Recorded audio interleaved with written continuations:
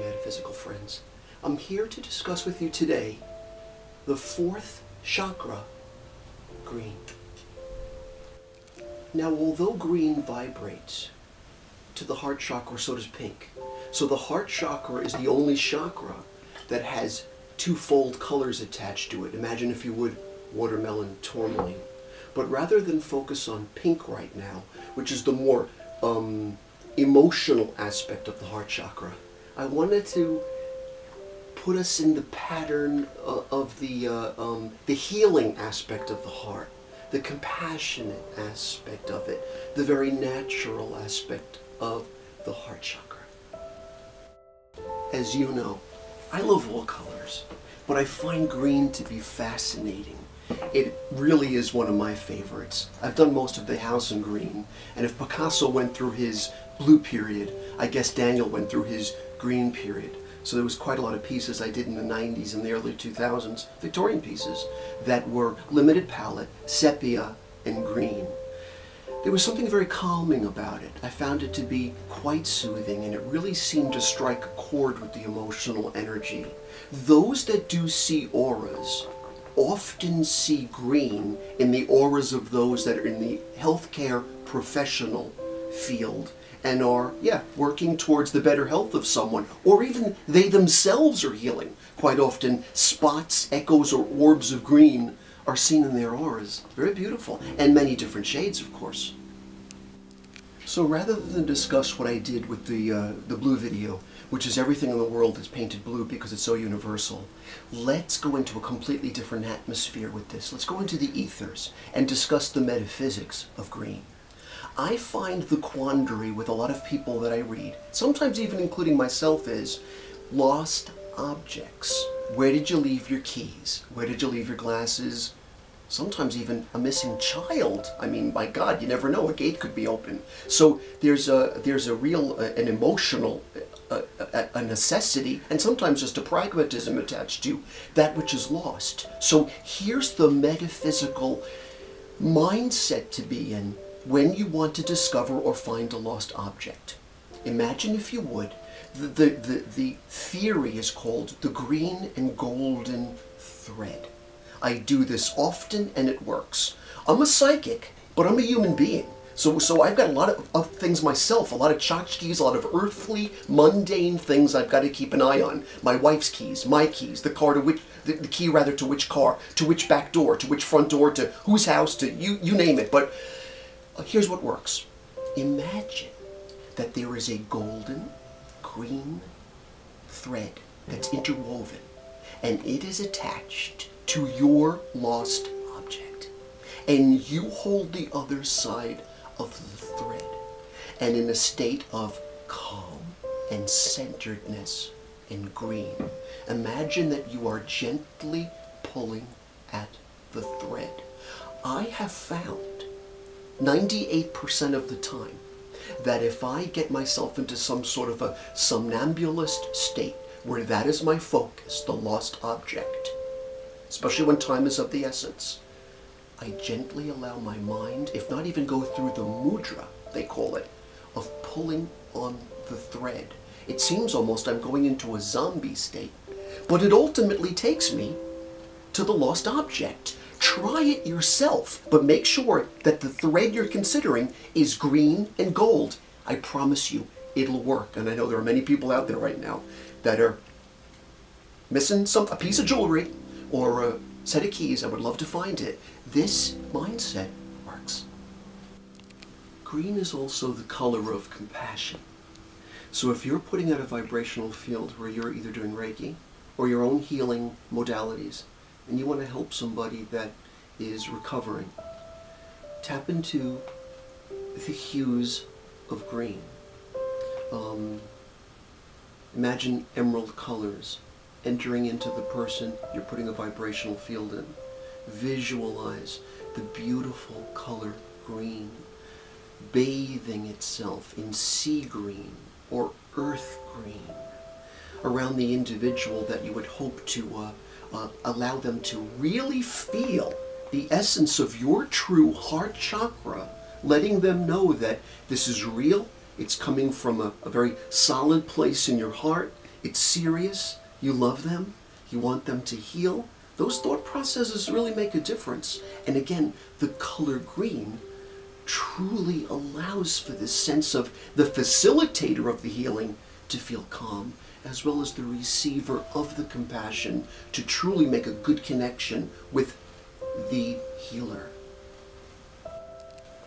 And let's not forget, of course, the biggest aspect of green. Green and the plant kingdom. A lot of times when I read individuals that are biologists, naturalists, or connected to nature, green is in their aura as well. Let's face it. Chlorophyll. Green is the color of nature. And when you tap into that particular color, you're now tapping into the very essence of plant material. So whether it's your living plants or your collected, dry plants, you're connecting with a very metaphysical kingdom, the plant kingdom. To Asians and feng shui purposes, green is connected to wood. And the energy that exists in wood, or anything that's green, lingers for a long, long time. So, sometimes in more modern history, green has even gotten a bit of a sort of a bad rap in a way, or associated with occult matters, because plant material, as we all know, has so many healing and magical properties, from almost hallucinogenic properties to absolute medicinal properties, that it starts to become, again, years ago to some, almost a little bit misunderstood, like what is the prowess and the power in these things? You've seen my previous videos where I anthropomorphize trees or paint faces on trees. I'm quite a gardener, but in the garden, I have found if you put water features in, if you're very well aware of your plants and your connection to them, you can start to draw. I know it's going to sound fantastic to some, but not to others. You can attract the fae, the little folk, the pixies of the garden. They seem to gravitate towards this green healing energy. I remember, by the way, when I was just a little guy, first working with oracle boards. Would you believe the first spirit that ever came through in an oracle board to me was a plant that didn't have enough water? So what it did is it came through saying, I'm thirsty, I need water, and we were trying to determine who's thirsty, who needs water. It turns out it was the azalea in the room that, although it was a stationary thing, like a plant, it was able to communicate via an oracle board. One other remembrance. I remember when I was astral projectioning as a little kid as well, very much into it at one time, and I had gone out the bedroom window and out into nature. The first thing, though, I was affronted by was the hedges, who basically had said to me, boy, what are you doing here? And it took me back, because it was just another lesson in the stationary quality of plants. But in reality, they're quite volatile, they're quite alive, they're in motion. In my lifetime, I've done many paintings in green tones, in green shadows and shades. Let's explore some of the, at least a brief triplicity of some paintings I've done with green. Voila! Okay, now I know this is not as easy to see on film, but this is a piece that has a lot to do with, of course, nature. So you see the green frogs in it. You see, I call this painting Frogs and Filters. There are little pixies chatting amongst themselves. Of course, once again, there's golden appointments throughout the piece. There's caterpillars and all unique entomology. Lots of different little creatures floating through, bugs and all sorts of things. But again, this is the children's book I'm working on. This will be one of the pieces. But the point is, nature, and it's green. I mean, what could be more appropriate than, if you're not going to do green butterflies, and we're going to get that in a moment, green frogs, certainly. Okay, so that piece. Then, something that's much easier to see, of course, on film is the green butterfly. And this piece even has dichroic glass in it, so it's really stunning. It's got shades of violet. I find that violet looks really good against green. I really learned a lot by painting green, that it goes with just about everything. But this piece actually is scattered in crystals, Swarovski, and dichroic glass. So it's really a beauty. It's one of the pieces I'm going to bring with me to one of my next speaking engagements. Beautiful piece. But what's also interesting is, again, as we said before, the folklore of green. So here's a painting of little witch girls learning how to fly. It's a mixed media piece in green.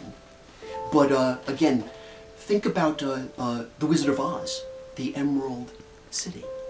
The Wicked Witch of the West was green. Wicked is a fabulous play that's been out for quite some time, and I'm big on green, but it's been associated forever with the witches. And I think it's very appropriate that it should be used as the background sky for these little girls. They're rather sweet, but what are they up to, of course? They're learning how to fly. I call this painting Neophyte Flight. It's in the tarot deck as well. But here are three distinctly different examples of how green can be utilized so succinctly in artwork. And there goes the paintings. Hey, Troy. Good boy. So, you know, let me just mention lastly, crystals that are green. They say one of the most fortunate crystals you can get as a gift is if a guy gives you the gift of aventurine. It's a green feldspar that sparkles. If you give green, as a guy, to a gift to anyone, a guy or a gal, it says it creates abundance. So, I didn't want to forget abundance in green. If you'd like to access gain, abundance can help. Now, as a psychic, I would never pick out the numbers per se, but green vibrates to things like the Wheel of Fortune, luck, incalculable factors, and I often use my emeralds, aventurine, and malachite. Malachite is almost completely copper, but the copper is turned malachite green. Malachite has bullseyes in it. I remember many decades ago when I managed a New Age store, at the end of the night, we would put the most handled crystals of the day on the bullseyes of our big pieces of malachite, knowing that all night they would vacuum in the energies and cleanse the crystal once more. So something to be aware of. And again, lucky you if you get a gift of aventurine from a dude, because you're probably going to come into some money.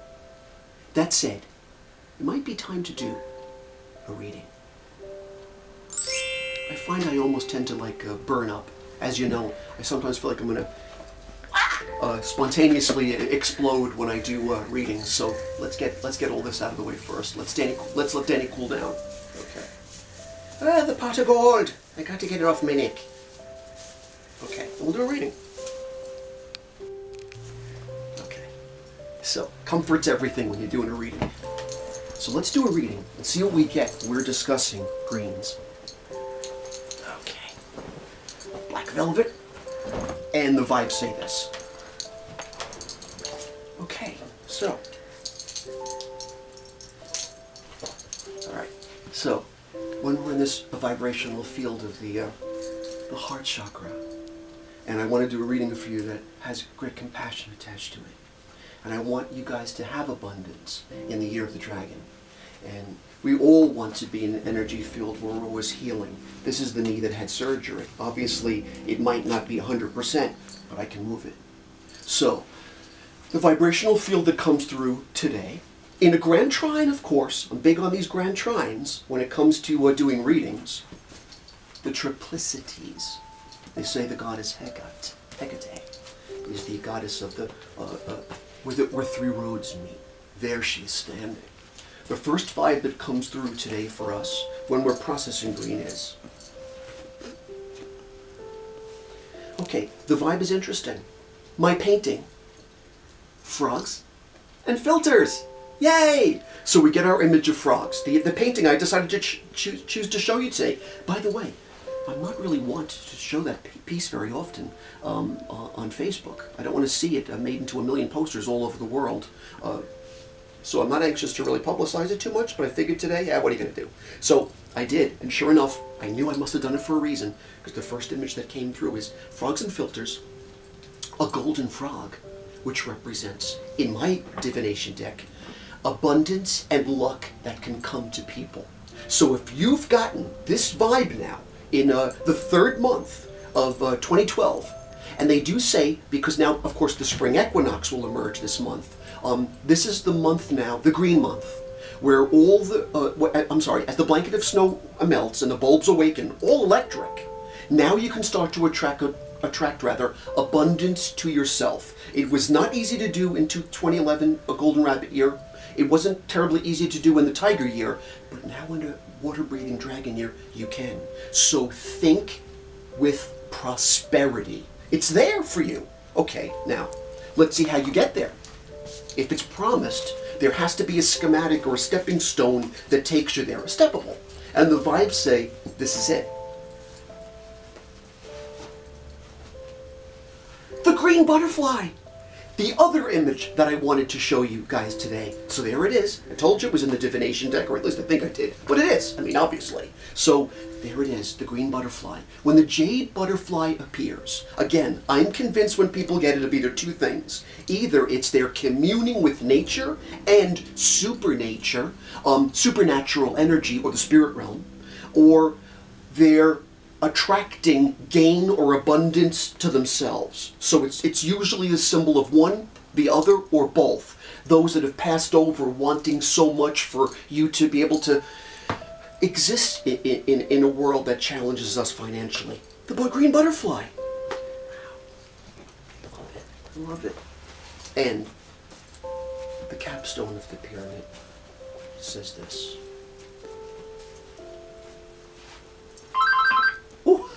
There you go. Okay, that's interesting. Oh my God! I wish that was Osiris calling. It's the image of Osiris. Excuse me about that. I forgot to turn the volume down. Anyway, well, that was just interesting because that's somebody that wanted to get in on this video. But it's the painting of Osiris. I forgot to mention earlier, so he's reminding me. In Egyptology, Osiris's skin is green. He's the only green god in mythology. He's the god of resurrection, a rising from the dead, and the god of sort of the judgment of one's soul. This coincides with everything from Oestra, Easter, to the notion of resurrection. So the green god, I would have been remiss if I had forgot to mention him, and he allowed me to pick up his vibrational field. So let's bear in mind one more time.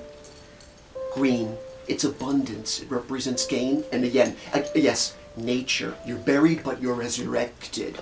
The green butterfly, the spirits send it sometimes as a message that they're all around you, and what they want for you is happiness, and ultimately, frogs and filters, the golden rabbit, representing luck for you.